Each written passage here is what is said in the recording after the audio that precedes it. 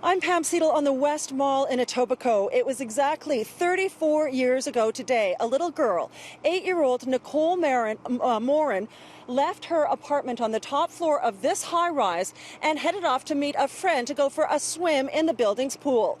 She was never seen again. Today, Toronto police in the Missing Persons Unit have released an enhanced sketch of what Nicole might look like now as a woman in her early 40s. What is the likelihood, really, Detective Sergeant, that you would find her alive?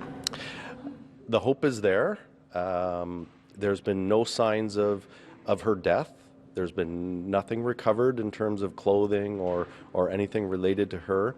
No signs of foul play? No signs of foul play other than an 8-year-old missing that was supposed to go swimming in a pool. Yeah. So, the possibility is there. How great a possibility, and to put a number on it or anything like that, I couldn't do that. Detective Sergeant Gallant believes that she made it to the elevator but not to the pool. He says there's every possibility that she was abducted, and perhaps through intimidation, fear, and brainwashing, she may have no memory of her former life. She was carrying a white plastic shopping bag. It was July 30th, 1985. Nicole's disappearance gripped this city. There were exhaustive searches over the years, most recently one in Barrie in 2014 after police got a tip. Every so often there would be updated sketches to show what she might look like as she aged. There was a Crime Stoppers reenactment. And still today there's hope that someone's memory will be jogged. Nicole's mother died a few years ago, never finding out what happened to her daughter. But her father, Arthur, is still alive. He's aware of what police are doing today, but can no longer bring himself to do interviews. But a few years ago, he told City News he thought she was still alive. What if she was, took off somewhere, she got married, and it was all arranged in her mind, that she was not supposed to connect? I just remain hopeful that whatever happened, that Nicole is okay and one day we will reconnect.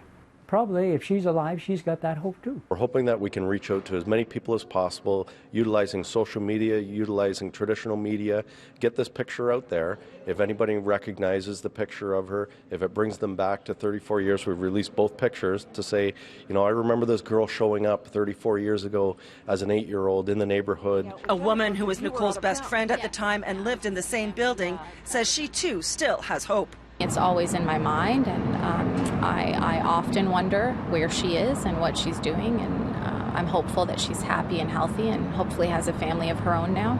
There are actually very few clues for us, and there's a lot of different pieces of the puzzle that we have, but I truly believe that there's somebody out there that has that missing piece that will connect all of the dots for us and hopefully give us the answers that we need.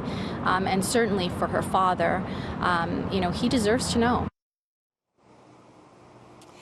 The Missing Persons Unit of the Toronto Police has only been in existence for about a year, but is actively working to try to solve numerous old cases.